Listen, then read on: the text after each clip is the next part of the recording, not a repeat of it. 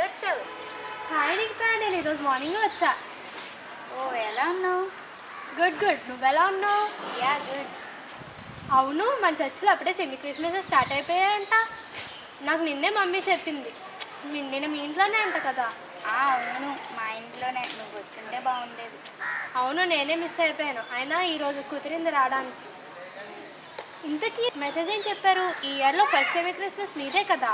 నేను ఒక్క మెసేజ్ కూడా వెళ్ళలేదు ఇప్పటికి వచ్చి. మెసేజా? ఏమైంది, అప్పుడే మర్చిపోయావా? అది కాదే. అసలు మీటింగ్ పెట్టించుకోవడం అంటే మాట్లాడుకుంటున్నావా? ఒకరోజు ఇల్లు శుభ్రం చేయాలి, ఇంకొక రోజు పిండి వంటలన్నీ వండాలి, ఇంకొక రోజు అంటే నిన్న ప్రేయర్ రోజు 3ంటికి వంటలన్నీ స్టార్ట్ చేసి మొత్తం అన్నీ అయిపోయేసరికి ఫాస్ట్ గారు వచ్చి ప్రేయర్ స్టార్ట్ చేసేసారు. ప్రే టైంకి అన్నీ అయిపోయాయి కదా, మరి ఇంకేమి? ప్రేయర్లో ఎలా కూర్చున్నానో లేదో ఒకటే ఆలోచన. నేను వండిన అదే బిర్యానీ, అదే చికెన్ పాస్టర్ గారికి కూడా పెడితే ఏం బాగుంటుంది చెప్పు. అందుకే మటన్ కైమా, చపాతీ 2 చేశాను.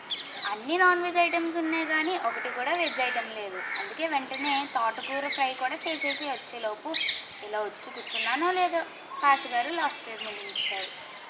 అయ్యో, ఆయన ఏముందిలే, ఐటమ్స్ అన్నీ ఎంత బాగా కుదిరాయి అనుకుంటున్నావు. 2 సార్లు 3 సార్లు కూడా వేసుకుని తిన్నారనుకో అందరూ. అవునులే, అసలు మీటింగ్ పెట్టించుకొని అందరికీ మంచి ఆతిథ్యం ఇవ్వడంలో నువ్వు ఫస్ట్ ఉంటావు. అయినా సరే మీ ఇంట్లో ప్రేయర్కి నువ్వు వాక్యం వినకపోవడం చాలా బాధాకరం. అయినా ఏముంది లేవే, సూపర్గా ఎంజాయ్ చేశారు అందరూ. ఒక్కరోజు వాక్యం వినకపోతే ఏమవుతుంది? రోజు వింటున్న వాక్యమే, చదువుతున్న వాక్యమే కదా. భలే అంటున్నావు. అసలు నీ మాటలు వింటుంటే నాకు బైబిల్లో ఒక స్టోరీ గుర్తొస్తుంది. అదేంటంటే మార్తా మరియా యేసుప్రభు. ఆ స్టోరీ గుర్తొస్తుంది. ఏంటి ఆ స్టోరీ? అసలు ఆ స్టోరీకి నాకు సంబంధం ఏంటి? నడు చూపిస్తా. ప్రభువా, నా జీవితంలో ఎప్పుడు ఇలాంటి మాటలు వినలేదయ్యా. మనసును మార్చే మాటలు, జీవన విలువలు నేర్పే మాటలు చెప్పావయ్యా. ప్రభువా, నేను ఎప్పుడూ నీ పాదాల దగ్గరే ఉండాలని ఉందయ్యా. ఈ మరీ వద్దు, ఏంటి ఎప్పుడు నేను పని తప్పించుకుంది? యేసుప్రభు వస్తున్నాడనే కదా నేను ఇంత పని పట్టుకున్నాను. అరే, కనీసం ఇంత వంటకాలు ఉంది, కనీసం సాయం చేయడానికి కూడా లేదు ఈ మరియాకి. యేసుప్రభు అయినా చెప్పాలి కదా, మరియా మా అత్తకి వెళ్ళి హెల్ప్ చేయని. మరియా, మరియా. మా అత్త చెప్పు. ఏంటి మరియా నువ్వు? నీ ఒక్కదానే అంత పని అక్కడ చేస్తుంది, ఇక్కడికి వచ్చి కూర్చున్నావేంటి?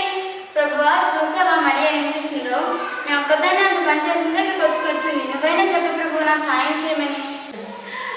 మార్త, అనేకమైన పనులు పెట్టుకుని విచారంతో తొందరపడుచున్నాను. అత్యంత అవసరమైన వాక్యం అవుతుంది. పనులెప్పుడు ఉండగా మరీ ఉచితంగానే ఏర్పరచుకుంది. అలా మీ అభివృద్ధి తెలియపోతుంది.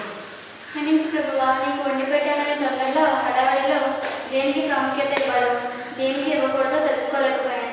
ఇక నుండి నీకు వాక్యములకే మొదటి స్థానం ఇస్తాను ప్రభు. ఇది నిజంగా నా స్టోరీలానే ఉంది. నేను అనేక సార్లు వాక్యం విన్నాను, చదివాను, కానీ గ్రహించలేకపోయాను.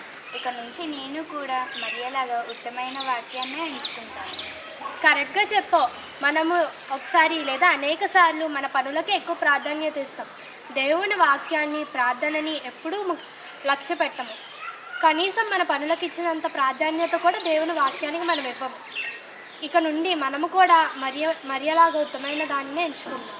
ఆమె అలాగే చేద్దాం.